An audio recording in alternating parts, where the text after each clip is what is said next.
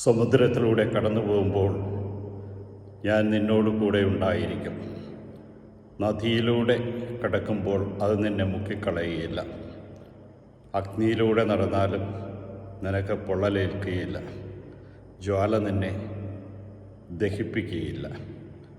ഞാൻ നിൻ്റെ ദൈവമായ കർത്താവും രക്ഷകനും ഇസ്രയേലിൻ്റെ പരിശുദ്ധനുമാണെന്ന് കർത്താവ് അരുളി ചെയ്യുന്നു. ഒരു കാര്യത്തിലും ഭയപ്പെടേണ്ട ആവശ്യകതയില്ല. കാരണം കർത്താവ് നമ്മുടെ കൂടെയുള്ളപ്പോൾ ഒരു പ്രശ്നവും നമ്മളെ മുക്കിക്കളയില്ല. ഒന്നും നമ്മളെ ദഹിപ്പിച്ച് കളയില്ല. ആർക്കും നമ്മെ ഒന്നും ചെയ്യുവാൻ സാധ്യമല്ല. കാരണം കർത്താവാണ് നമ്മെ നയിക്കുന്നത്.